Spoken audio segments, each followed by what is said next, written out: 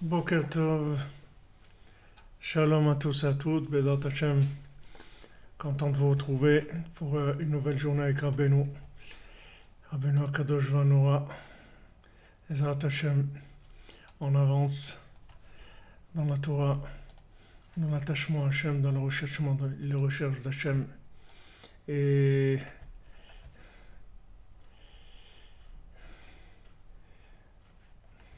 voilà, grâce à vous, tous les jours, on peut arriver à entrer des paroles comme ça dans le monde. Bédat Hashem connaît le srout, que ça amène toutes les délivrances de chacun, pour chacun, chacune, tout ce que vous avez besoin, tout ce que le monde a besoin de guérison, de parnassa, de shalom, de trouver son âme sœur, du shalom bayit et des enfants, de joie de vivre, de se rapprocher du tzaddik, Bédat Hashem.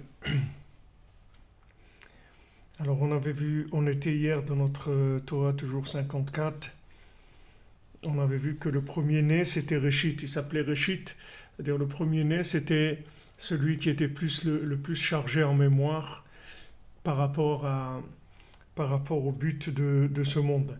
C'est-à-dire comme il est au Réchit, il est au début, donc c'est lui qui se trouve le plus proche d'avant la création, c'est-à-dire là où le plan était parfait, où tout était parfait. Donc plus il est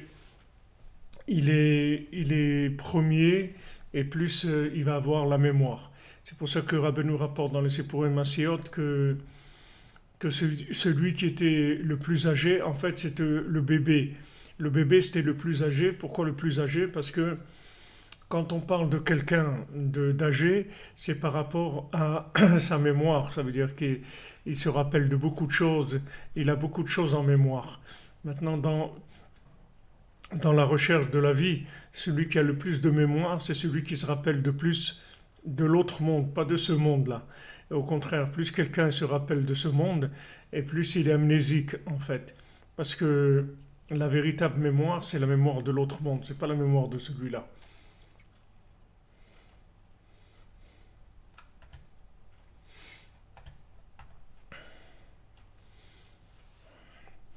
Ki olam haba kadam la olam. Parce que le olam haba, le monde à venir, le monde qui vient vers nous, il était avant la création du monde. Nimtsa shabechor uprinat da'at vezikaron. Donc le premier-né, il est le plus proche du projet, et donc c'est lui qui a le plus la mémoire de ce qu'il y avait avant. Donc Rabbeinu il nous met en garde et nous dit de rester tout le temps jeune, de faire attention de ne pas tomber dans la vieillesse, de ne pas tomber dans des choses qui sont vieilles. Et Rabbeinu il dit la vieillesse c'est quoi? La vieillesse c'est le fait de vivre avec des enregistrements, des préenregistrements de notions que je connais mon conjoint, je connais mes enfants, je connais mon patron, je connais mes employés, je connais la Torah, je connais tout ce que dit, je connais, je sais. En fait c'est de l'amnésie. C'est de l'amnésie déguisée. Parce que on vous remplit, si vous voulez, des cases, vous remplissez des cases dans votre cerveau, et en fait, ces cases-là, elles occupent la place de ce qui pourrait venir. En fait, ces cases, c'est des squatteurs qui viennent résider dans votre cerveau. Comme Rabbeinu dit, Melech, il rapporte le Michelet, le livre je ne sais pas si on dit des proverbes, je sais pas, Michelet de Shlomo Ameler, et il dit Melech Asur Bereatim, un roi qui est enfermé dans des meubles. Et le Zohar dit Bereate Mochin, il est enfermé dans les meubles de son cerveau. C'est-à-dire il a meublé son cerveau. Il a rempli son cerveau avec des notions. Et maintenant qu'il a des notions qui sont venues squatter son cerveau, il ne peut plus recevoir dedans des notions renouvelées, parce qu'il a déjà rempli la place. Il a rempli la place dans son cerveau. Rabbi Nathan rapporte que maintenant on peut pas avoir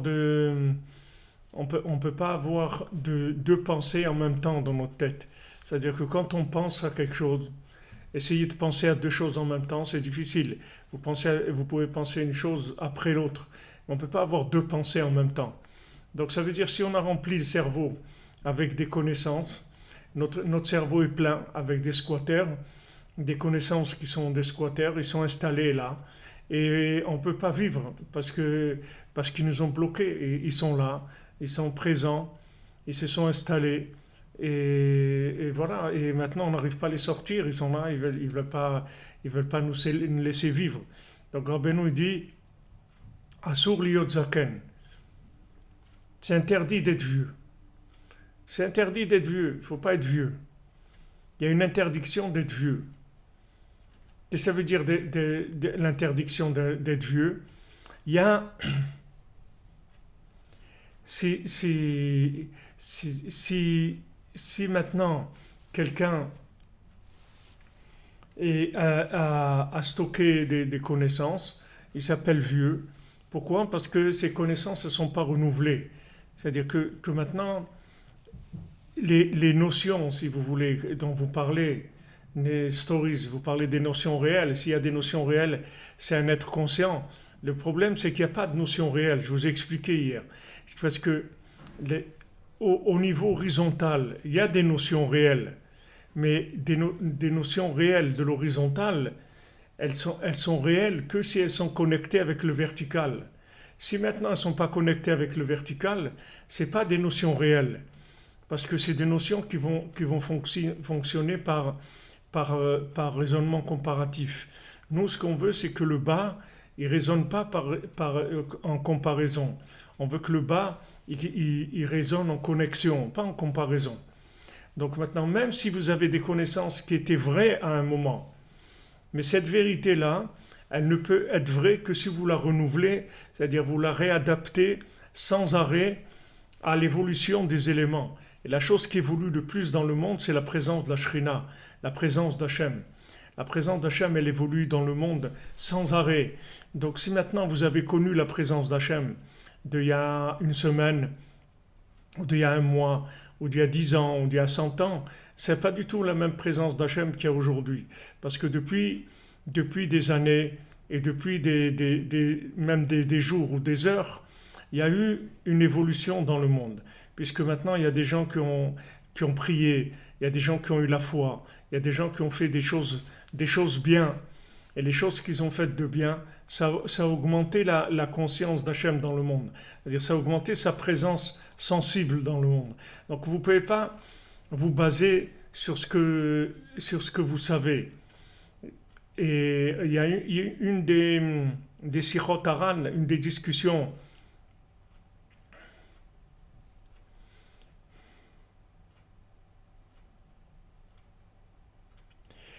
ce que Rabbeinu dit dans les Sichot Haran, qui s'appelle en français la sagesse de Rabbi Nachman, ce que Rabbeinu dit là-bas, que David Amelech, David Amelech, il dit dans le psaume, Ki ani yadati ki gadol Hashem. Parce que moi, j'ai su qu'Hachem est grand. Alors Rabbeinu dit que la conscience d'Hachem, la connaissance, la conscience d'Hachem, c'est pas quelque chose qu'on peut reprendre, si vous voulez, dans le temps. Parce que quand David Amelech dit, parce que Yadati, si maintenant David Amelech il veut dire je sais, alors il va dire Yodea Ani, je sais, c'est-à-dire je connais la grandeur d'Hachem. Mais c'est pas ça qu'il dit David Amelech. David Amelech il dit parce que j'ai connu la grandeur d'Hachem. Pourquoi il emploie le passé? Pourquoi il dit j'ai connu la grandeur d'Hachem? Pourquoi il dit pas je connais la grandeur d'Hachem? Parce que Rabbeinu dit la grandeur d'Hachem, on ne peut pas se la raconter d'un moment à un autre, parce que ça a changé. Pourquoi ça a changé? Parce que ce monde-là il se remplit sans arrêt de plus de présence divine. Cette plus de présence divine, ça veut dire plus de miséricorde. Au début, c'était fermé, c'était très fermé, puisque toute, toute tentative d'amener de la lumière infinie dans ce monde entraînait une explosion de tous les récipients. C'est-à-dire que ce monde-là, il a été fait 7 fois, et à chaque fois, il explosait complètement parce que dès qu'il y avait un peu de lumière infinie, ça explosait. Et après, ça a tenu. Mais ça a juste tenu, c'était le début. Mais il y a eu le déluge, et la tour de Babel, il y a eu Sdom, il y a eu des choses terribles dans le monde. Maintenant, toutes ces choses-là, terribles, qu'est-ce que c'est? Ce sont des choses qui sont venues parce qu'il n'y avait pas assez de lumière infinie dans le monde, donc il n'y avait pas assez de miséricorde. Mais chaque jour, la miséricorde, elle avance. Chaque jour, il y a des tzadikim qui prient. Il y a des choses bien qu'on fait. Voilà, bon, Hachem, on est ensemble dans un cours de Torah. Cette nuit, Bezat Hachem. Hachem nous donne le mérite à 3 heures du matin. On va se retrouver dans un cours de Torah. Maintenant, ça amène plus de division. Qu'est-ce qu'on fait quand on fait un cours de Torah? Qu'est-ce qu'on fait quand on se met ensemble pour chercher Hachem? On attire de la conscience divine dans le monde. Chaque fois qu'on fait un cours ensemble, alors on attire de la conscience divine. La Gemara, elle dit que quand, quand deux personnes elles étudient la Torah, alors la Shrina, elle est avec eux, elle est devant eux. Parce qu'ils sont en train d'étudier la Torah, c'est-à-dire ils sont en train de chercher quelle est la volonté d'Hachem, qu'est-ce que Hachem il attend d'eux. Alors Hachem il se manifeste. Et dit même quelqu'un tout seul qui étudie la Torah, alors Hachem il se manifeste. Mais quand maintenant il y a un groupe qu'on est comme ça, 100 ou 200 à étudier, alors ça attire une présence très forte de la Shrina. C'est-à-dire Hachem il s'introduit plus dans le monde. Ça fait des récipients pour l'infini. On a grandi les récipients. On a grandi la capacité de capter. Alors plus on a grandi la capacité de capter, plus maintenant Hachem il va se manifester. Et donc quand la manifestation d'Hachem, c'est quoi? C'est la miséricorde. C'est-à-dire le fait que maintenant on est là, vous voyez, on est chacun aux 4 coins du monde, là où on est, et qu'on arrive à être ensemble, alors qu'on est aux 4 coins du monde, notre corps il est aux 4 coins du monde, mais notre âme elle est ensemble, on est dans le même endroit tous, dans un même endroit spirituel, on se trouve maintenant. On communique dans le même endroit. Ça, c'est de la miséricorde, c'est une miséricorde extraordinaire. Avant, il n'y avait pas ça. Avant, quand quelqu'un il était seul physiquement, il était seul aussi spirituellement, à part des gens qui étaient très initiés, très avancés, etc. Ils arrivaient à communiquer même s'ils étaient physiquement loin. Mais aujourd'hui, il n'y a pas besoin d'être très avancé.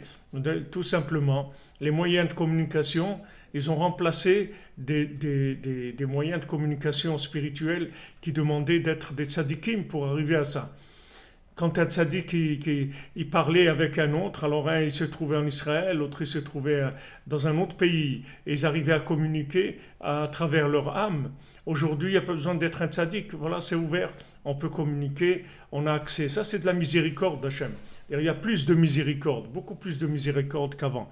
Ça c'est chaque seconde comme ça, parce que chaque seconde, il y a quelqu'un qui étudie la Torah dans le monde, il y a quelqu'un qui fait Hitbodedut, il y a quelqu'un qui fait Chatzot, puisque maintenant il n'y a pas les mêmes horaires dans le monde, il y a toujours quelqu'un, soit en Australie, soit au Canada, soit en France, ou quelque part qui fait Chatzot, qui fait Hitbodedut.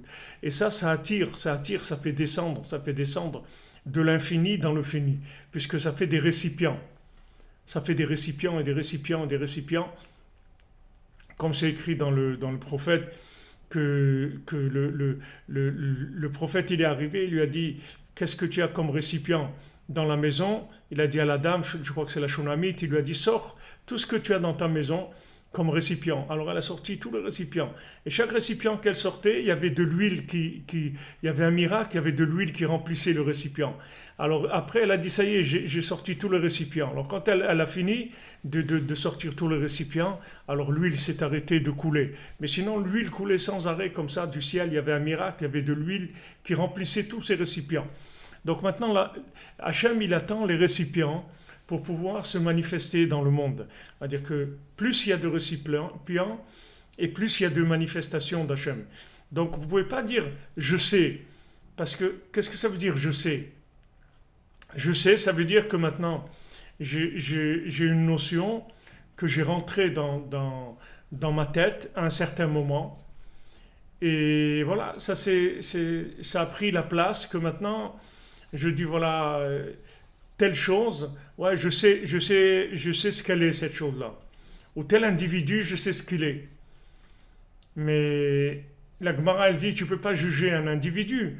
Parce que maintenant, si tu l'as vu même qu'il était en train de faire une bêtise, mais maintenant, depuis le moment où tu l'as vu à maintenant, il a fait tchouva. C'est-à-dire que ça y est, c'est ce que tu as vu, ça n'existe plus déjà. Puisque lui, il a fait tchouva, c'est-à-dire il a demandé pardon à Hachem, il a fait un chatzot, il a fait une idbo de doute, il a fait un tikkun klali, il a fait quelque chose. Donc ça y est, de quoi tu parles maintenant? Donc le Talmud, il te dit, tu peux pas, même si tu vois quelqu'un qui fait une bêtise, tu peux pas rester sur ça, sur cette idée-là, cette idée préconçue. Comme on dit, ne venez pas avec des idées préconçues. Vous avez des idées préconçues déjà. Vous avez, comme on dit, des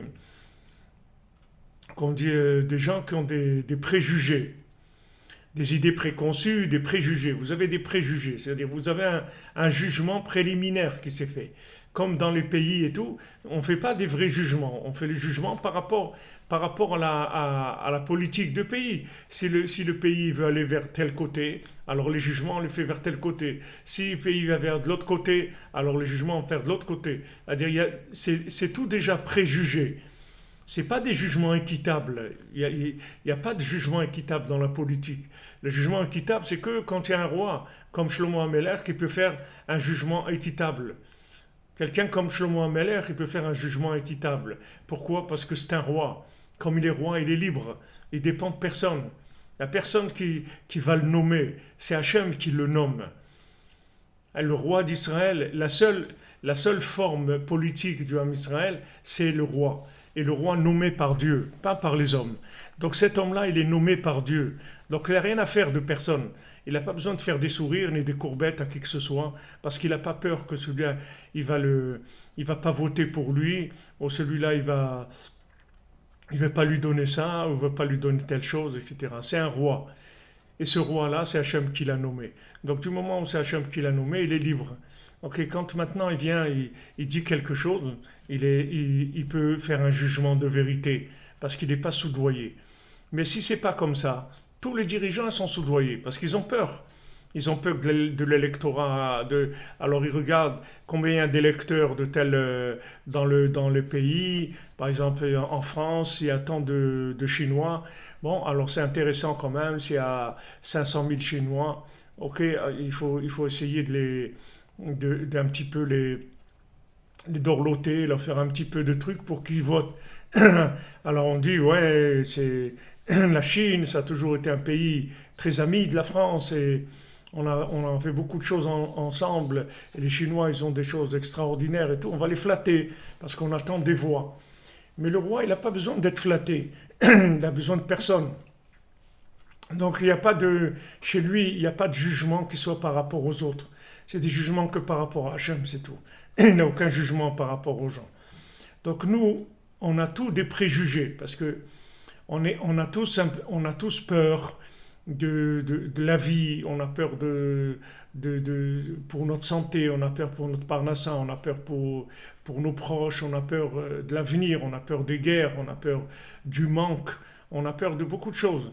Maintenant, le fait qu'on a peur, alors ça nous rentre on fait du stockage de connaissances. Et on croit qu'en stockant de la connaissance, ça va nous amener quelque chose. Mais de stocker de la connaissance, ça mène rien du tout. Si vous voulez être riche, il faut jeter votre connaissance. Et à ce moment-là, Hachem vous remplit le récipient. Mais si vous gardez des récipients pleins avec des vieilleries, que vous avez des vieux trucs, comme on dit, alte Sachen, des vieilles choses. Alors ces vieilles choses-là, elles vous remplissent tout. Il faut faire du ménage. Il faut faire du ménage. Faire le ménage de printemps, il faut jeter. Il faut jeter des notions, il faut jeter la connaissance. Et du moment où vous jetez la connaissance, vous allez capter la nouvelle connaissance de l'infini qui est venue dans le monde. Parce que chaque seconde, il y a une nouvelle connaissance d'Hachem qui vient dans le monde et qui donne une autre approche de la vie, une autre connaissance de soi-même, une autre connaissance des autres. C'est une autre vie, c'est-à-dire tout évolue en permanence. Donc c'est pour ça que Rabbi Nathan il nous dit ici que le Réchit, c'est-à-dire le Réchit, le premier-né, en fait, lui, c'est celui qui est le plus proche de la mémoire de l'autre monde, puisque maintenant, il vient d'atterrir dans ce monde. Quand il vient d'atterrir dans ce monde, il a, comme on dit, la mémoire fraîche, c'est-à-dire il vient avec de la mémoire de l'autre monde. Il sait qu'il y a un autre monde. Il sait parfaitement qu'il y a un autre monde. C'est-à-dire il vient d'un autre monde, il vient de l'au-delà, parce qu'il a une connaissance qui est liée à la conscience de l'au-delà. Donc sa connaissance, ce n'est pas une connaissance qui est stockée et qui ressort à chaque fois des vieilles choses qu'il a en stock sur la politique, sur De Gaulle, sur l'Algérie, sur Abraham Lincoln, sur des trucs. Il sort pas des vieilleries. Ça y est, on va vers de tout ce qu'il y a de nouveau. Donc Rabbeinu, là-bas dans le Sipurim Massiot, quand on a cherché l'homme le plus vieux, alors on a pris un bébé.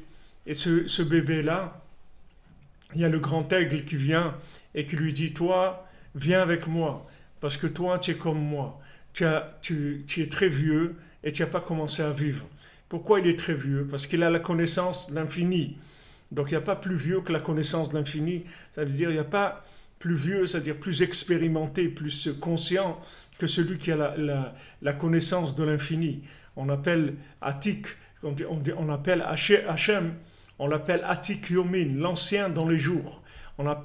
Quand on parle d'ancien, dans le Zohar, dans la Torah, quand on parle d'ancien, c'est pas de l'ancien dans l'horizontal, c'est l'ancien dans le vertical, pas dans l'horizontal. L'horizontal ne s'appelle pas ancien du tout, ça s'appelle de la bêtise et de la folie, ça ne s'appelle pas du tout ancien. Ancien, quand on dit Atik Yomin, Atika de Atik, ancien.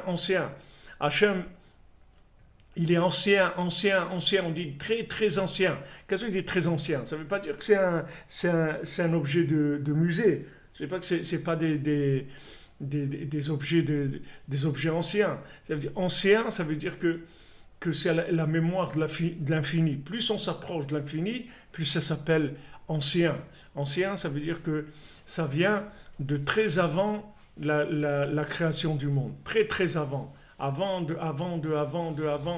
et avant. C'est-à-dire, quand les gens ils parlent, ils ne devraient pas dire « et après, qu'est-ce qui va se passer ?» Ils devraient dire « et avant, qu'est-ce qui va se passer ?» Et avant, qu'est-ce qui va se passer? Et si on va avant, qu'est-ce qui va se passer? Regardez que tous les problèmes qu'on a, c'est des problèmes d'après, ce n'est pas des problèmes d'avant. Si on arrivait à aller avant, on n'aurait aucun problème du tout. Parce qu'avant, tout était bien. Avant, tout était bien, c'est-à-dire avant, tout était bien. C'est-à-dire avant que la chose, elle vienne dans ce monde et elle se fasse manipuler et détourner par toutes les fluctuations de l'horizontale, cette chose-là, elle était très bien. Au vertical, elle était parfaite. Elle était très bien. Maintenant, quand elle est rentrée dans les vicissitudes du temps, elle est rentrée dans le labyrinthe du temps, elle a commencé à se métamorphoser par rapport au temps. Elle n'est pas arrivée à maîtriser le temps et elle s'est laissée influencer par le temps, par l'époque, par la mode. Elle s'est laissée influencer par tous ces éléments-là. Vous comprenez? Donc nous, ce qu'on doit chercher, nous, on doit chercher la mémoire ancienne, c'est-à-dire on doit chercher pas des antiquités, on doit chercher la chose originale. Maintenant, c'est dans le monde, si vous voulez, on fait des ventes d'antiquités, je sais pas, Sotheby's, ou je sais pas comment on s'appelle, alors ils vendent un vieux truc, voilà. Maintenant, cette petite chaise, elle a appartenu à Louis XIV. Ouah, ça coûte cher, ça coûte très très cher.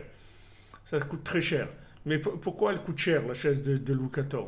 Si vous allez au magasin But, vous pouvez acheter une chaise beaucoup mieux et elle ne coûte pas des millions. Pourquoi elle coûte cher? Parce que les gens, ils ont l'impression que quand ils ont été chercher une chaise de Louis XIV, ils ont emmené quelque chose d'ancien dans le présent. Mais c'est pas Louis XIV qu'il faut aller chercher. Il faut aller chercher l'infini. Maintenant, l'infini se trouve là. Il n'y a pas besoin d'aller de siècles en arrière. L'infini, il est là. Et il est là à chaque instant, plus que ce qu'il était avant. Seulement, si vous voulez voir l'infini, il faut que vous vous débarrassiez des choses finies. Des choses finies, c'est-à-dire de tout ce qui est déjà prédéfini, préconçu, préjugé. C'est-à-dire ça a été déjà jugé, ça a été déjà conçu, ça a été déjà enregistré. Tout ça, il faut s'en débarrasser. Il faut être à la découverte du monde, à la découverte du monde tous les jours, à la découverte d'Hachem tous les jours, à la découverte de soi-même tous les jours. Et recommencer à essayer. On essaye encore et on essaye encore. Parce que quand j'essaye aujourd'hui, c'est pas comme j'ai essayé hier, parce que les éléments, ils ont changé. C'est pour ça que Rabbi Nachman dit « Shum Yehush Ba'olam Klal », c'est-à-dire qu'il n'y a pas de désespoir. Le désespoir n'existe pas. Parce que maintenant, tu t'es désespéré, parce que tu pensais qu'il n'y a pas de médicament pour ta maladie. Mais voilà, aujourd'hui, ils ont découvert le médicament pour ta maladie. Donc ça y est, on va te soigner. Donc ne te désespère pas, parce qu'il y a des chercheurs en permanence. Il y a des tzadikim qui cherchent en permanence. Il y a des tzadikim dans ce monde et des tzadikim dans l'autre monde qui n'ont qu'un seul but, c'est d'amener plus de solutions, plus de miséricorde tout le temps dans le monde pour résoudre les problèmes. Sans arrêt, c'est leur travail. C'est-à-dire, ils ne font que ça. Ils ne font que ça. Plus de miséricorde, plus de cadeaux gratuits, plus de dons. En disant Hachem, écoute Hachem, entre nous soit dit, entre nous que ça soit clair. Pourquoi tu m'as créé? Tu m'as créé parce que tu m'aimes. Oui, c'est pour ça que tu m'as créé. Tu m'as pas créé pour me faire souffrir. Non, tu m'as créé parce que tu m'aimes. Ok. Alors si tu m'aimes, donne-moi une vie comme il faut. Donne-moi une vie bien. Pourquoi je dois souffrir? Donne-moi une vie bien. Et si maintenant je suis entouré de gens qui me font souffrir, alors arrange-les qu'ils ne me fassent pas souffrir. Pourquoi ces gens ils me font souffrir? Pourquoi maintenant il y a de la haine? Pourquoi il y a des guerres? Tu nous aimes, oui. Alors pourquoi tu laisses faire des choses comme ça? Pourquoi tu laisses faire des choses comme ça? Moi je sais que tu m'aimes. Même si je vois tous ces problèmes, etc., je sais que tu m'aimes. Donc si tu m'aimes déjà, alors donne-moi ce qui me rend heureux, donne-moi ce qui me fait plaisir, donne-moi une vie de bonheur, une vie bien, que je sois branché avec toi, que j'ai tout ce qu'il faut pour fonctionner et pour te servir, pour prier, pour étudier, pour faire du bien. Aide-moi, puisque tu m'aimes. Donc moi je le sais que tu m'aimes, j'ai aucun doute sur ça. Si quelqu'un maintenant il parle avec Hachem et il est persuadé que Hachem l'aime, alors Hachem il va lui révéler son amour, parce que c'est ce que Hachem il veut. Et toutes les épreuves qu'il y a dans le monde, c'est pour que les gens ils pensent que Hachem il les aime pas, c'est tout. Hachem il teste la personne pour voir est-ce que tu m'aimes ou pas. On va voir, je vais te tester, voir si tu m'aimes ou pas. Alors il ne faut pas se laisser tomber dans les vicissitudes du temps. Il faut être attaché à l'amour d'Hachem en disant voilà, je sais que tu m'aimes. Je sais que tu veux mon bien. Alors vas-y, donne-moi ce qui s'appelle bien pour moi. Comme il a dit Yaakov à ses enfants, il a dit Quel Shaddai yiten lachem rachamim. Quel Shaddai que Hachem, il vous donne la miséricorde. Ça veut dire que Hachem, il vous donne la miséricorde comme vous appelez la miséricorde. que la miséricorde d'Hachem, ça peut être des fois de faire souffrir quelqu'un pour lui expier ses fautes, ou pour lui donner quelque chose. Alors Yaakov il dit non, que Hachem, il est une miséricorde qui correspond à ce que nous, on appelle la miséricorde. Ce que nous, on appelle la miséricorde. Et Hachem, il veut voir si on va se laisser attraper par le système ou pas. Est-ce qu'on va se faire attraper par le système ou pas? Jeter les préjugés. Que maintenant, il n'y a pas, si vous voulez, de préjugés. Je me lève ce matin, Baruch Hashem, le monde nouveau, des possibilités nouvelles qui n'ont jamais existé, des choses extraordinaires. Alors allons-y gaiement, comme on dit, allons-y gaiement, on va découvrir la journée, on va découvrir le monde qu'Hachem il a fait pour nous aujourd'hui. Et voilà, on avance, et on ne sait rien, c'est tout, on ne sait rien. Alors le grand aigle, le Necher Agadol, le grand aigle, il vient voir ce bébé, parce que le Necher dans la Torah, l'aigle, ça représente le renouveau. Chadesh, c'est écrit dans les psaumes, Chadesh kanesher neuraichi, renouvelle comme l'aigle ta jeunesse. Renouvelle, l'aigle il perd son plumage, il représente le renouveau. Il représente le renouveau. C'est pour ça qu'il y a cet aigle-là qui représente la vie éternelle sur terre. Il représente la vie éternelle sur terre parce qu'il se renouvelle tellement qu'il est arrivé en fait à dépasser le vieillissement du temps. C'est-à-dire qu'en se renouvelant, il est arrivé à remonter le temps et au lieu que le temps le fasse vieillir, lui, il exploite le temps en révélation divine. C'est-à-dire le temps ne le fait pas vieillir. C'est parce que, pourquoi on vieillit? Parce que le temps, et à chaque fois il vient, il se rajoute sur nous, se rajoute et nous fait vieillir. Mais si maintenant on arrive à se renouveler, c'est-à-dire que maintenant on ne tient pas compte du temps, on ne tient pas compte du temps. Ok, le temps, c'est pas quelque chose, on fait ce qu'il y a à faire par rapport à Hachem, on cherche l'infini, on cherche la connexion, on cherche l'amour d'Hachem vraiment. Et donc on sort de tout ce qui est contingence du temps, et à ce moment-là, on rajeunit en permanence. On rajeunit en permanence, jusqu'à qu'on devient un bébé. Qu'on devient un bébé. Donc on vit comme un bébé. Comme il dit David Ameler, il dit Kegamul anay nafshi, Kegamul aleimo. C'est-à-dire que comme un petit bébé qui est dans les bras de sa maman, alors moi je suis comme ça dans les bras d'Hachem. C'est-à-dire on arrive à un moment où on s'est tellement renouvelé qu'en fait on n'a pas stocké de connaissances de nous-mêmes. Et on arrive à vivre avec Hachem comme un petit bébé quand il est les bras de sa maman. Il ne sait rien, il ne comprend rien. Lui, il ne sait pas. Lui, il ne peut pas trouver du manger, il ne peut pas trouver une maison, il ne peut rien faire. Il est entièrement dépendant de sa maman, il ne sait rien du tout. Pour lui, c'est naturel, quand il a besoin de quelque chose. Il crie, c'est tout, il pleure, et sa maman, elle lui donne. Il faut le changer, il faut lui donner à manger, il a envie de sortir, il a mal au ventre, il a ci, il a ça. Il crie, c'est tout. Chaque fois qu'il a besoin de quelque chose, il crie.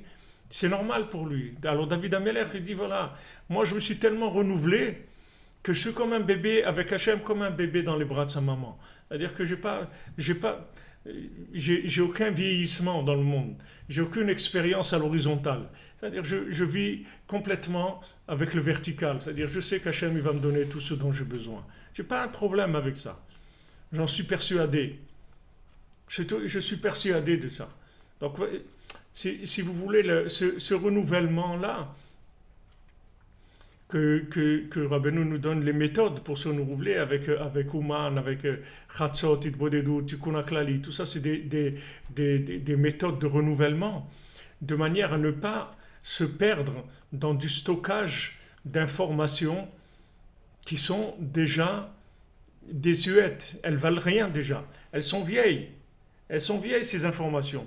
C'est-à-dire, si maintenant il y avait un sketch de Laurel et Hardy où il mettait le journal au frigidaire. Alors on lui a demandé pourquoi tu mets le journal au frigidaire. Il dit c'est pour avoir des nouvelles fraîches. Parce que mettre le journal, il n'y a rien de plus vieux qu'un journal. Ça répète toujours les mêmes choses. Toujours, il répète toujours les mêmes choses. C'est toujours les mêmes. Ça brasse toujours les mêmes trucs. Et celui-là, et l'autre, et ci, et ça, et tout. Ça brasse toujours les mêmes histoires. Tout le temps. Tout le temps.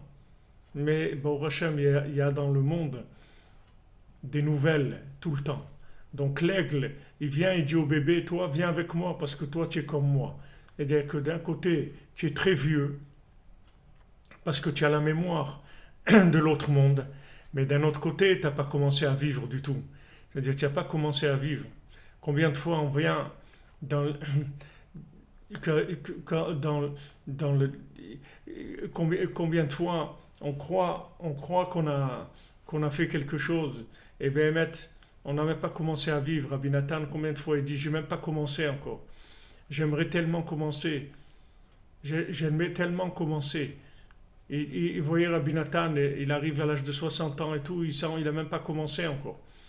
Parce que cette sensation-là de ne pas avoir commencé, c'est ça, si vous voulez, qui alimente la connexion avec Hachem. Parce que j'ai rien stocké, j'ai rien en stock. Maintenant, si j'ai des connaissances en stock, alors voilà, j'utilise mes connaissances, les connaissances que j'ai stockées, et je vis avec ça. Mais en fait, je vis avec du stock qui est dans le temps et qui pourrit, comme le blé qu'ils ont pris en Égypte. À l'époque de Yosef, ils ont voulu stocker du blé. Et le blé, il a pourri. Ils ne pouvaient pas stocker du blé. Il fallait qu'ils viennent chez Yosef acheter le blé tout le temps. Il fallait tout le temps, avec l'alliance de Yosef, Yosef, il leur a fait faire l'alliance. Et quand ils avaient l'alliance, alors ils avaient le renouvellement. Et ça fait que le blé, il était toujours frais. Il était toujours bon. Même s'il avait des années de stock, il est resté toujours frais et valable. Alors, si on veut rester dans cette fraîcheur, c'est-à-dire croire dans des choses, rêver dans des choses, être toujours prêt à aller dans toutes les aventures extraordinaires pour trouver Hachem dans le monde, il faut rester jeune.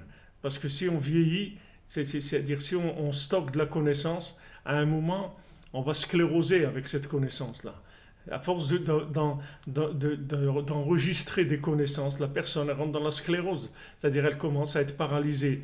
Parce qu'avant qu'elle bouge, il faut qu'il y ait des milliers d'analyses qui se fassent avec son cerveau pour voir si elle se permet cette chose-là ou pas.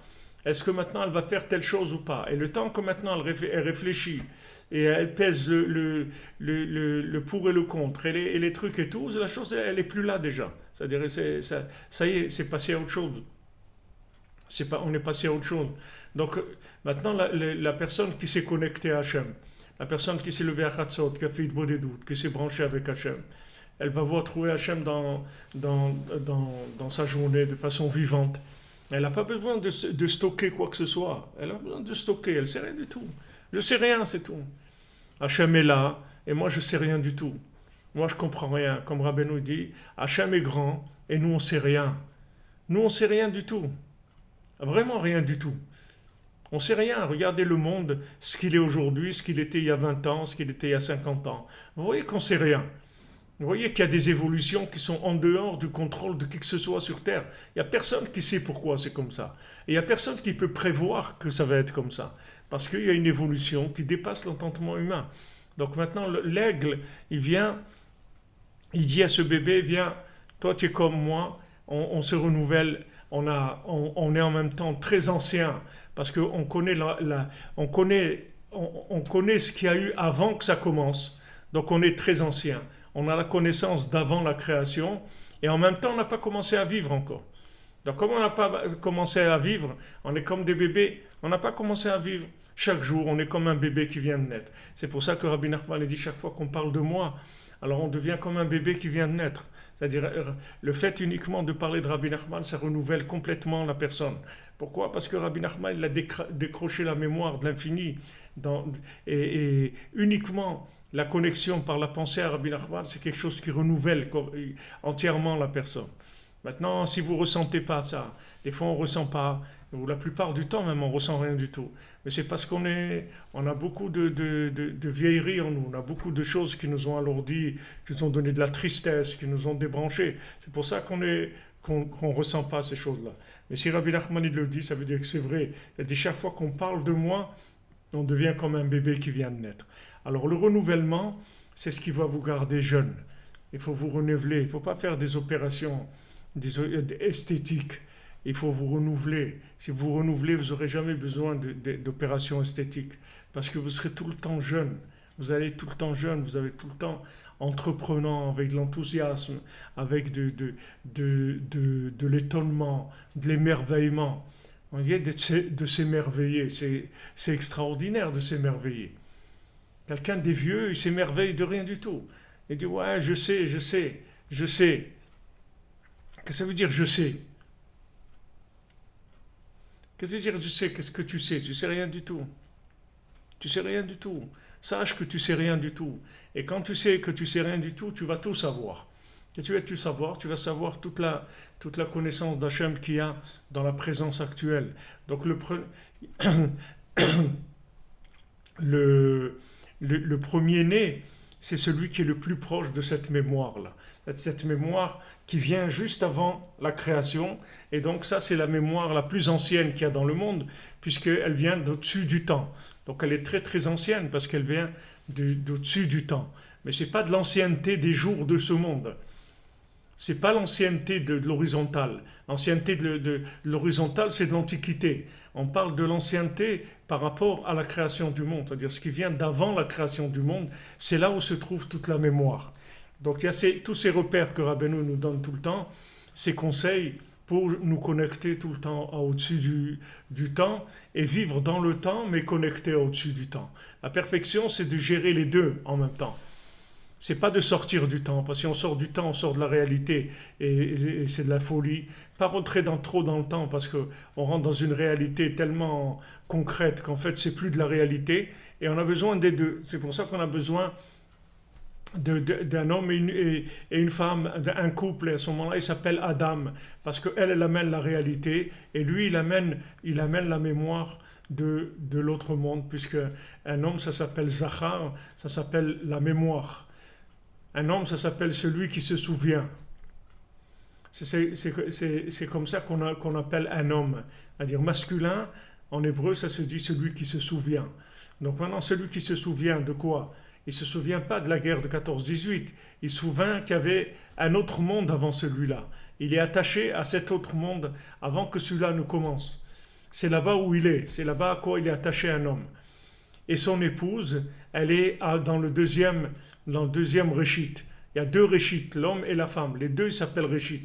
Les deux, c'est des réchits. Seulement, il y a le réchit qui est avant la création, et il y a le réchit qui est après la création. Et ils ont besoin d'être ensemble et d'être béchalom entre eux. Et quand ils sont béchalom entre eux, alors il y a la mémoire du passé, c'est-à-dire de l'autre monde, qui est présente et qui va renouveler la réalité de ce monde. Elle va rentrer dans la réalité de ce monde, elle va le renouveler.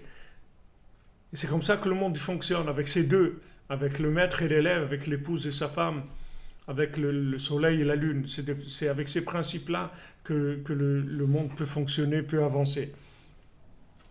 כי העלמא דעתי ובחינת בכור שהוא ראשית כעולם הבא קדם לעולם נמצא שברור בחינת דעת זיכרון. על כן צריכים לשומרו מכוח המדמה כוח הבהמיות.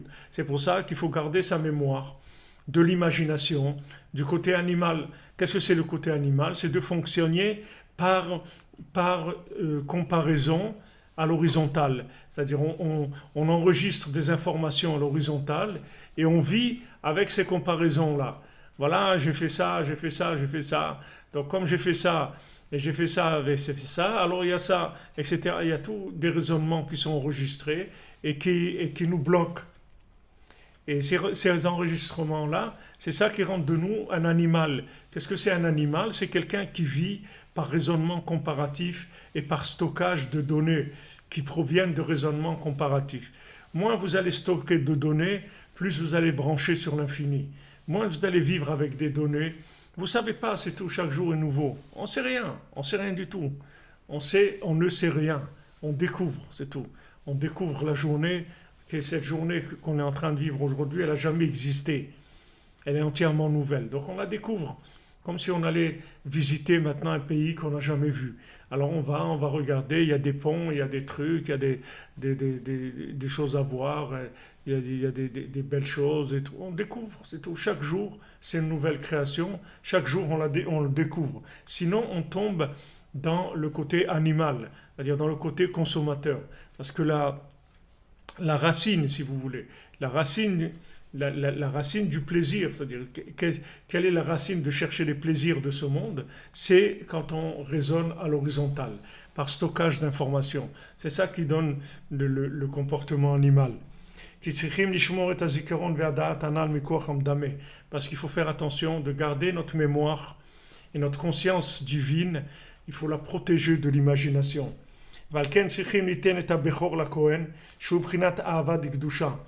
Donc on doit donner le premier-né au Kohen, parce que le Kohen, il représente l'amour de la sainteté.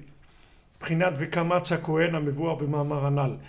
que Kamatz Kohen, le Kohen il fait la kmitza, c'est-à-dire avec sa main il prend une mesure de farine avec laquelle il va faire l'offrande. Et le Kohen, il représente l'amour de la Kedusha, c'est-à-dire que le Kohen, il représente celui qui est complètement détaché de ce monde et qui n'est attaché que à Hachem, c'est tout. C'est la seule chose pour lui, il n'y a rien d'autre dans le monde que Hachem, il est attaché à Hachem tout le temps. Alors lui, il représente l'amour de la sainteté, c'est-à-dire l'amour qui est l'amour d'Hachem. C'est ça qu'il cherche. C'est le contraire des amours éphémères, des amours de ce monde-là, c'est-à-dire des plaisirs de ce monde qui sont éphémères et qui mènent nulle part. C'est-à-dire même si la personne elle a passé un bon moment, elle a kiffé et tout, ben ça y est, ça va passer. Et il va aller vers d'autres choses, il ne va pas vivre là-bas, il ne va pas éterniser.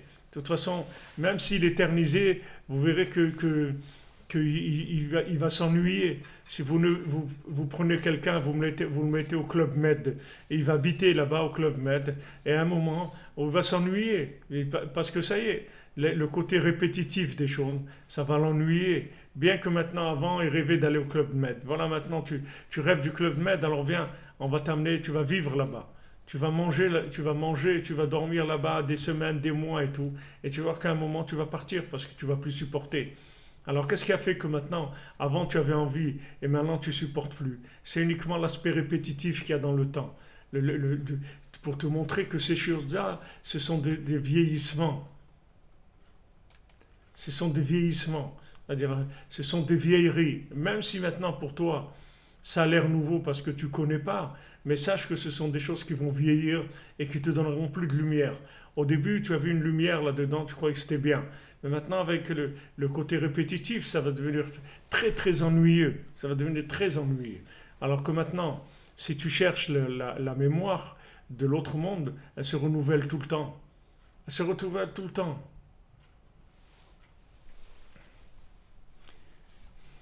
שהוא אהבת המדומיות, אהבת הבהמיות כמובן שם היטב אמר, עין שם. נמצא שעל ידי שנותנים הבכור לכהן. Donc par le fait que maintenant on donne le premier né au Kohen, על ידי זה שומרים את הזיכרון והדעת מכוח המדמה, כוח הבהמיות. Donc maintenant, si vous voulez, Hachem il nous a fait un chesed, qui nous a mis le Kohen. Le Kohen, ça veut dire le prêtre, ça veut dire celui qui sert Hachem, qui a consacré sa vie au service d'Hachem. Donc comme il a consacré sa vie au service d'Hachem, il est sacré, si vous voulez, dans l'amour d'Hachem, c'est-à-dire il est entièrement inclus dans Hachem. Donc quand on a un premier-né, que ce premier-né c'est un potentiel de mémoire, on le donne au Kohen. Et quand on le donne au Kohen, on a éternisé, si vous voulez, la mémoire de ce premier-né. On l'a mis dans un endroit où on va protéger sa mémoire. Parce que quand on donne au Kohen, on n'a pas donné de quelque chose qui est dans ce monde, qui va vieillir. Le Kohen, il ne va pas vieillir. Le Kohen, il est connecté à l'infini, tout le temps. Donc, quand on donne au Kohen, en fait, on a placé la chose dans le monde de l'infini. Et ça, dans ce monde même, ici-bas, on a placé la chose dans le monde de l'infini. Donc, quand on donne quand on s'habitue à donner les matanot Kohanim, tout ce qu'il faut donner au Kohen dans tous les sacrifices qu'il y avait au temple, il y avait des parties qui appartenaient au Kohen, c'était au Kohen. Maintenant, quand on donne cette partie au Kohen, c'est-à-dire en fait, on va éterniser cette partie-là. Et maintenant, quand on éternise cette partie, alors tout le reste va s'inclure aussi dans l'éternité. Donc, donner au Kohen, ça veut dire qu'on on veut garder la chose on veut protéger la chose. Comme un petit enfant quand il a quelque chose de précieux et tout, qu'est-ce qu'il fait? Il le donne à sa maman ou à son papa. Il dit, s'il te plaît, garde-moi ça là où tu gardes tes choses. Parce que pour lui, son papa, c'est quelqu'un qui sait garder les choses. Donc, et lui, il est un enfant et il est conscient qu'il peut le perdre. Donc, il a peur de le perdre et il le donne à son papa pour qu'il lui garde. Donc, c'est ce qu'on fait avec le Kohen. C'est-à-dire, on lui donne les choses qui représentent la mémoire, de manière à ce que cette mémoire, elle soit protégée, qu'elle tombe pas dans l'oubli. On le donne au Kohen, comme ça tombe plus du tout dans l'oubli. Qui a Kohen ou Prinat Ahava d'Ekdusha, parce que le Kohen, il représente l'amour dans l'amour de la Kedusha, l'amour saint. Qu'est-ce que c'est l'amour saint? C'est aimer Hachem qui est dans la chose. C'est-à-dire que maintenant, comme disait le Rav Besançon chez Echrié, qui est franchement Israël Ben Fortuné, quand il nous disait quelqu'un qui dit j'aime la confiture, et c'est pas vrai, il n'aime pas la confiture, il aime son ventre, il aime le plaisir que rapporte à son ventre la confiture, mais c'est pas la confiture qu'il aime. S'il aimait la confiture, il l'aurait mise dans un coffre-fort ou dans un truc, parce qu'il aime, il veut la protéger, il veut la garder. Mais s'il la mange, ça ne veut pas dire qu'il aime la confiture. Les gens, c'est-à-dire quand on parle, alors on dit des choses qui sont fausses. On dit j'aime la confiture. Non, il ne faut pas dire j'aime la confiture. J'aime le plaisir que me rapporte la confiture. Donc j'ai rien à faire de la confiture. Si la confiture ne me fait pas plaisir, je n'ai pas besoin d'elle du tout. Maintenant, quand on parle de Ahava, de Gdusha, de aimer la Gdusha, ça veut dire j'aime Hachem qui se trouve dans la chose. J'aime l'infini qui se trouve dans la chose. C'est ça que j'aime. L'amour que j'ai, c'est le fait que maintenant je peux rentrer en contact avec Hachem à travers cette chose-là. À travers cette chose-là, je peux rentrer en contact avec Hachem. C'est-à-dire, il y a une émanation d'Hachem qui se fait, et c'est ça que je cherche. C'est ça que je cherche. Alors maintenant, ça s'appelle Ahava d'Ikdusha, c'est-à-dire aimer de façon saine, de façon sainte, de façon pure. C'est-à-dire que j'aime la chose, c'est-à-dire j'aime la manifestation d'Hachem qu'il y a dans cette chose-là. Donc quand maintenant j'ai un Bechor, c'est-à-dire j'ai un premier-né, c'est-à-dire j'ai quelque chose qui est une mémoire, alors je le donne au Kohen de manière à ce que lui me le garde dans la mémoire, puisqu'il représente la mémoire dans ce monde, la mémoire totale, puisqu'il n'a aucun rapport avec la matière, le Kohen. Et là-bas, cette mémoire, elle va être protégée. Donc quand maintenant, si vous voulez, on s'inclut dans le tzaddik, on crée un kécher avec le tzaddik, on se crée un lien avec le tzaddik, on se lie au tzaddik, on fait la kashrut au tzaddik. Qu'est-ce qu'on fait? En fait, on s'inclut dans le tzaddik. On s'inclut dans le tzaddik. Quand on s'inclut dans le tzaddik, alors on est sorti de tous les problèmes de ce monde. C'est pour ça que la seule chose qui nous manque vraiment, c'est de nous rapprocher de Rabbi Nachman. C'est la seule chose qui nous manque vraiment. Si on arrivait à se rapprocher de lui, à se rapprocher de ses enseignements, de sa présence, comme il le faut, ça annulerait complètement toutes les difficultés qu'on puisse avoir dans notre vie, toutes nos bêtises, tous nos manques, toute notre folie. Tout ça, ça disparaîtrait complètement. Parce que toute cette folie, tous ces manques et tout, ils se développent que dans l'amnésie, c'est-à-dire dans le fait qu'il n'y a pas de connexion avec l'infini. Il y a des trous. Il y a comme on dit, il y a un trou de mémoire. Il y a un trou de mémoire, il y a un trou dans la mémoire. C'est-à-dire que quand la mémoire est trouée, alors ça amène des difficultés. Mais quand maintenant on donne au Kohen, alors on a sauvé la chose. C'est-à-dire la chose, elle s'est connectée à l'infini et elle disparaîtra jamais. Il y avait Rabbeinu, il y avait un élève qui s'appelait Moshe Chinkes. Et ce Moshe Chinkes, il était riche. Et il aidait Rabbeinu, il donnait à Rabbeinu de quoi faire ce qu'il avait à faire. Il aidait Rabbeinu. Et un jour, ce Moshe Chinkes, il a tourné au vinaigre, c'est-à-dire il est devenu opposant de Rabbeinu. pour vous dire comment c'est ce monde-là, c'est un monde de fous.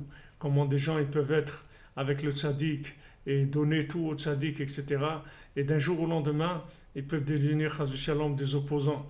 Ça fait peur.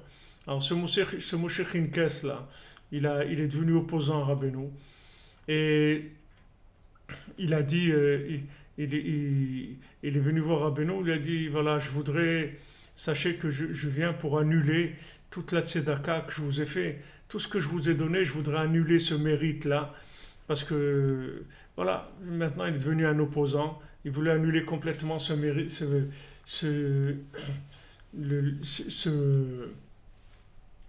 ce mérite. Alors Rabbeinu il a dit ça tu peux pas faire. Ça, tu peux pas faire. Parce que du moment où tu m'as donné quelque chose, ça c'est inclus dans l'infini. C'est terminé. Tu peux plus le récupérer et le refaire descendre dans la folie de ce monde. C'est terminé. C'est inclus dans l'éternité. Et ça, c'est extraordinaire. C'est-à-dire que tout ce qu'on fait pour le tzaddik, tout ce qu'on fait pour se rapprocher du tzaddik, pour voyager chez le tzaddik, la tzedaka au tzaddik, pour le mishkan, pour tout ce qu'on fait, ça y est, ça s'est inclus dans l'éternité. On ne sait pas, nous, on ne sait pas dans ce monde où on va, mais ce qu'on sait que ça s'inclut dans l'éternité, c'est fini. Il n'y a plus personne qui va nous l'enlever, il n'y a plus personne qui peut nous le prendre. Ce qu'on donne au tzaddik, ça s'inclut dans l'éternité. C'est fini, on peut plus ramener ça dans le temps, c'est fini.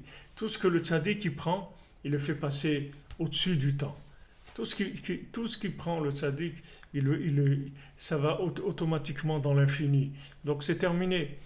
Il n'y a pas un plus grand coffre-fort, il n'y a pas un espace plus sécurisé que l'infini. De garder le fini dans l'infini. Il n'y a pas plus sécurisé que ça. Vous ne trouverez pas un espace plus sécurisé que ça. Donc tout ce qu'on peut faire pour le tzaddik, toutes ces choses-là, elles sont incluses pour l'éternité. Personne ne pourra jamais nous enlever. C'est fini. Personne ne pourra toucher ces choses-là parce qu'elles sont incluses dans la hava de Kedusha. C'est-à-dire dans la hava de Kedusha, c'est-à-dire elles sont incluses dans l'amour éternel. Dans cet amour éternel qu'Hachem il a avec sa création et ses créatures, ça serait inclus là-dedans. C'est pour ça que le Kohen, il doit amener comme sacrifice le Bechor, le premier-né. Parce que maintenant le Bérour de Médamé, c'est-à-dire le tri de l'imagination, il s'est fait par le Korban, par le sacrifice. Maintenant le mot Korban en hébreu, il vient du mot Karov. C'est-à-dire en fait, qu'est-ce que c'est un Korban ? Qu'est-ce que c'est un sacrifice ? C'est qu'on rapproche quelque chose qui est très loin, qui est un animal, qui est très loin, qui est l'imagination, qui est le symbole même de l'horizontal, c'est-à-dire de tout ce qui est concept imaginaire de ce monde, stockage des cinq sens, stockage de l'analyse des éléments de ce monde. On prend ça et on le rapproche de l'infini. On le rapproche de l'infini, c'est ça un korban, c'est ça un sacrifice. C'est-à-dire on va prendre la matière et on va la rapprocher de l'infini. L'animal, il représente ce que c'est quelque chose qui est pas connecté à l'autre monde, quelque chose qui est que dans ce monde-là. C'est pour ça que tout celui qui vit que par rapport à ce monde, il vit comme un animal, il s'appelle un animal, c'est pas un être humain. Parce qu'un être humain, c'est quelqu'un qui est ambivalent, c'est-à-dire qui vit dans les deux mondes en même temps. C'est-à-dire qui vit dans ce monde, mais il est connecté à l'autre. Ça, c'est la définition d'un être humain. Mais quand quelqu'un il est complètement dans les raisonnements de ce monde-là, il se trouve complètement dans le cause à effet, dans les lois naturelles et le cause à effet de ce monde, il s'appelle un animal. C'est ça la définition d'un animal. Donc maintenant, qu'est-ce qu'on fait ? On prend l'animal et on le rapproche de l'infini. Et avec ça, on répare toute l'imagination. On rapproche cet animal de l'infini. Donc voilà, grâce à ce korban, à ce sacrifice, on va élever et on va trier le souffle humain du souffle animal, Prinat Adam. C'est-à-dire on va faire de l'homme Adam, qui akriv bachem korban lachem min ha-behema. Alors la Torah nous dit dans Vaïkra, Adam qui akriv bachem korban lachem min ha-behema. Un homme qui va rapprocher parmi vous un sacrifice pour Hachem de l'animal. C'est-à-dire, en fait, l'homme, il va s'approcher d'Hachem à travers l'animal. C'est-à-dire que quand maintenant on va prendre l'animal et on va le rapprocher de l'infini, en fait, c'est l'animal qui est en nous qu'on va inclure dans l'infini. C'est-à-dire on va faire sortir le côté animal, c'est-à-dire le côté exploitation à l'horizontale, on va le connecter au vertical, c'est-à-dire on va l'amener dans le vertical pour l'inclure dans l'éternité. שזה בחינת ניגון שמתקן את המדמה על ידי שמברר רוח טובה מן הרוח רעה. Que maintenant, ce corban-là, ce sacrifice, c'est une mélodie, c'est un chant, que ce chant-là, il répare l'imagination et il fait le tri entre le souffle positif et le souffle négatif.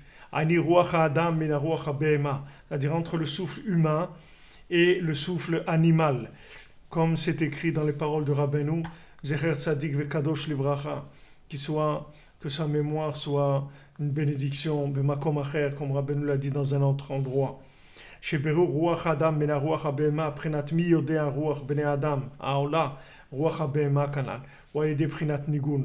C'est-à-dire que Rabbeinu il a expliqué que comment on élève le souffle animal qui se trouve en nous et on l'inclut dans l'infini, c'est par le chant. Le chant, c'est quelque chose qui va permettre d'inclure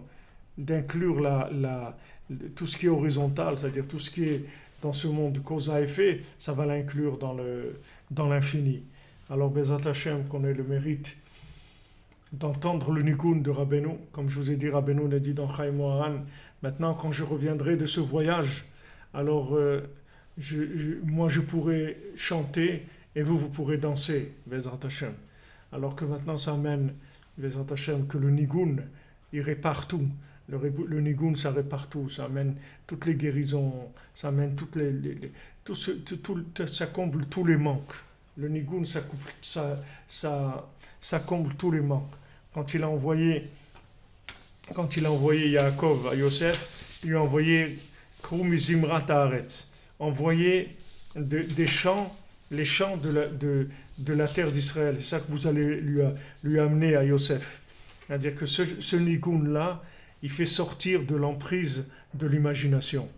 Donc, Bezrat Hashem, ce Nigun, il se révèle chaque jour de plus en plus, et il répare le monde, Bezrat Hashem, Ashrenu, et Baruch Hashem, qu'on a le mérite de goûter à ça. Alors, merci pour tous les amis, merci pour votre aide, pour votre soutien. On a besoin de vous pour le Mishkan. Faites tout ce que vous pouvez faire pour le Mishkan. Rabbeinu, il a besoin de vous, et il va, tout ce que vous allez lui donner, il va vous le garder pour l'infini. Il va vous le connecter à l'infini.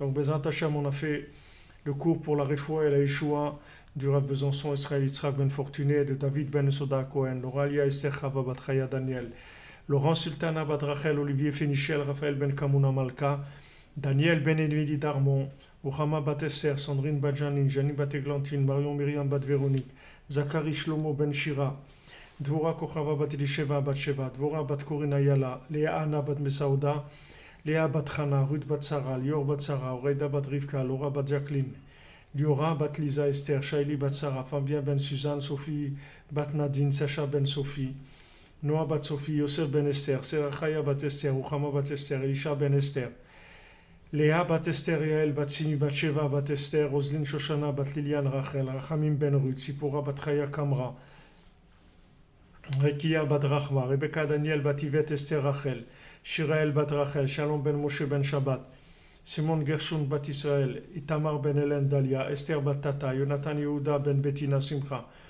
Irène Bat Rachel, Simcha Janine Juliette Bat Jemoul Kochava, Aviv Ben Tsaala, Geoula Bat Rachel, Rachel Bat Anne-Marie, Yaakov Ben Abraham, Shimon Ben Brigitte Zohar, Jonathan Yitzhak David Ben Marlène Malka, Yosef Yitzhak Nachman Ben Emuna, Rachel Bat Sarah, Yaakov Ben Mikael, Lisa Emuna Bat Rina, Aurélie Chava Huguette, Bat Micheline Rachel Rose, Bruno Michael Ben Nidi Kamissa, Evelyne Chava Bat Denise, Jonathan Shemama, Yohan Ben Mireille, Jder Bat Fatma, Théo Ben Fatma, Eli Ben Isa, Angelina Myriam Bat Pascal Zora, Alain Ben Dorer Meyer, Viviane Bat Emily, Georgette Bat Arthur, Didier Emmanuel Ben Zbersa, Trinza Bat Atersa, Shaoul Ben Ema, Esther Yael Bat Chaya, יוחנן בן אדמו, יוסף שניאור בן תרז, אליהו בן חנה, חיים בן חיה מרים, לבנה בת חיה מרים, דוד בן חיה מרים, חיה מרים בת מסעודה, יעקב בן חסיבה, קורין איילה בת רחל, דבורה בת כהן איילה, משה בן שרה, שמואל מרדכי, שלום בן רות, ענה שמחה זעירה בת רות, דוד בן לוסיין, דבורה סבי בת אסתר, אסתר בת חסיבה, איוון אלכסנדר בן יהודה,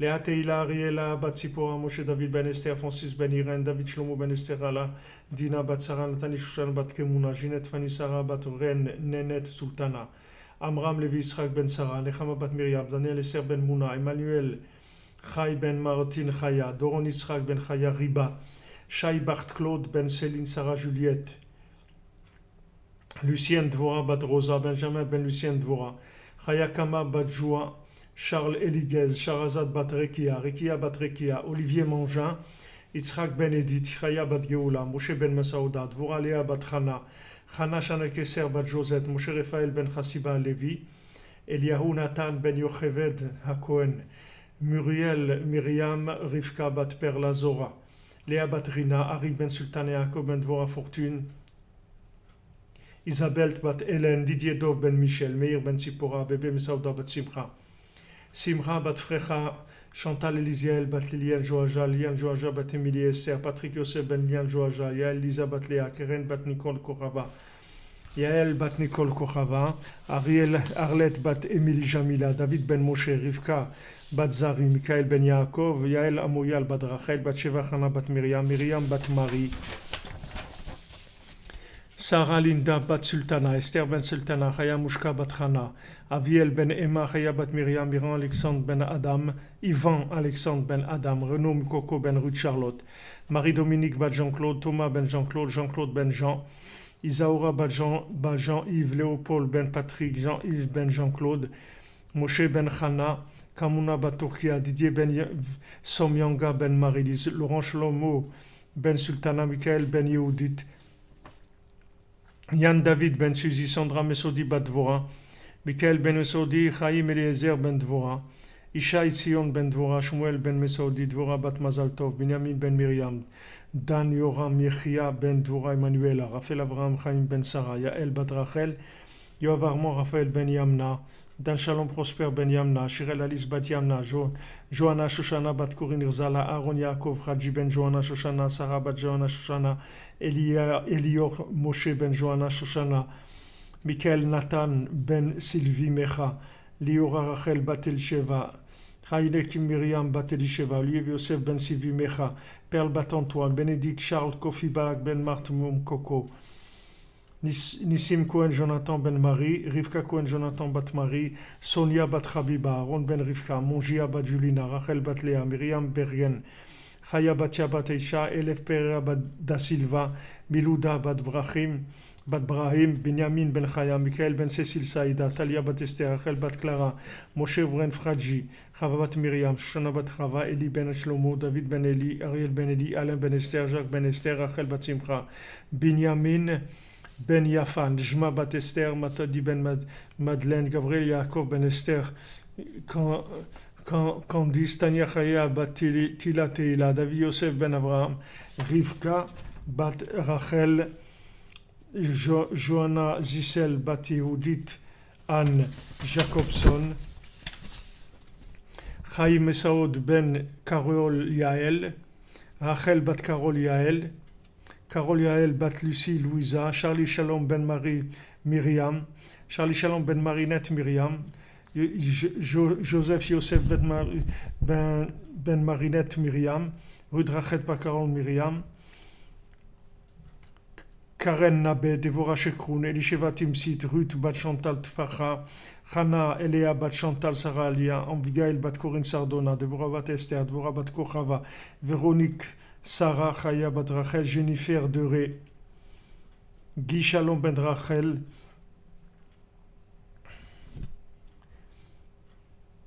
דניאל ישראל פנחס בן קרול יעל, רות רחל בת קרול יעל, חיים מסעוד בן קרול יעל, רקל בת אלזה, מסימו בן רקל, קלודיו בן פינה, אלזה בת אילדה,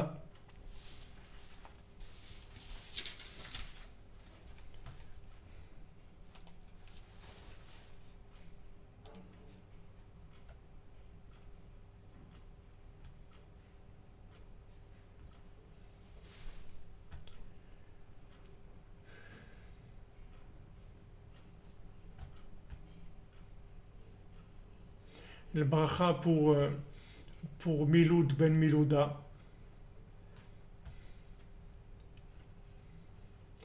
Salomé Rachel Pel Chaya bat Emily Myriam. Et pour l'Ilou Nishmat de Yosef Baruch ben Sophia, Arnaud David Chai ben Arzela Julie, Émilie Jamila bat Fachi Jonathan, Chaim Chamouche ben Gabriel, Myriam bat Rachel, Shishlomo ben Mesauda, Noah bat Esther Atla, Shmuel Tibi, Shimon ben Siti, Israël ben Yosef, Moshe Avraham, Rachmi ben Frej, Aisha bat Jemoun, Mochis Betan ben Shabakemoun, David ben Yitzhak, Yvette bat Eugène, Israël Grisolet, Myriam Janine bat Chava, Sarah bat Sarah Doré, Pessar ben Hermal, Albert Avraham, Chavi ben Marie Waknin, Francis ben Carmel, Irène bat Rachel, Dvir Yehuda ben Yoav et Rachel Shurak, Muriel Marie Myriam bat Devora Fortuné, Sylvie Léonie bat Michel Elise Estelle, Myriam Mireille bat Louise Aziza, Jacques et Yaakov ben Abraham, Prosper Messaoud ben Sultana, Jean ben Marcel et Isaac, Isaac ben Frédérica et Litman Gourfinkel, David ben Shlomo Moshe ben Esther, Maurice Ashkenazi, Marcel Roger ben Marie Mathilde, Mimi Marvid ben Chamoucha Cohen, Angèle bat Louise Yoshua, David Viert, Germaine Rachel bat Emily, Chaim ben Yaakov, Tikva bat Sultana, Violette Tamar bat Gracia, Reuven ben Sion, Hervé ben Magdeleine, Meir ben Eugénie, Nissim ben Mesauda, Moïmid Ahmed, Girsch ben Mordko, Sipa Batsara, Rivka Batsara, Victor André Yechia ben Emma, Reuven ben Sion, Moshe ben Zara, Yosef Yitzhak ben Khlifa Gmara, Jean-Marc Esso ben Andal Lové, Cohen Jonathan, Jacob ben Fortuné, Ismaël Jamari bat Yosef, Mireille Myriam bat Ida, Shalom ben Esser, Angèle bat Louise, Olivia bat Koun Ashkenazi, Johanna Simcha bat Dina, Daniel ben Laetitia et Yitzhak Amzalag, Régine Rachel bat Yaakov Frima, Isha bat Chana, Keren Ruth bat Rina, Aurel bat Rachel, Sheli Rachel bat Lili, Moshe ben Sarah, David ben Lazar Mandel, Joar Yvette bat Belara, Joseph Chaim ben Avraham, Esther bat Perla, Chassiba Cohen bat Chana, Chaim Maman ben Simcha, David André Maman ben Chassiba, Moshe Cohen ben Dona, Thierry Michael ben Reuven Halevi, Keren Ruth bat Rina, Besaouda bat Rina, Alfred ben Shalom, Besaouda bat Nina, Alfred ben Shalom, Shalom ben Mesauda, Rachel bat Dada Bitbol, Moshe ben Aisha, Sheli Rachel bat Lili, Yosef ben Solika, Mazal bat Rachel, Étoile bat Solika, Shimon ben Chaim.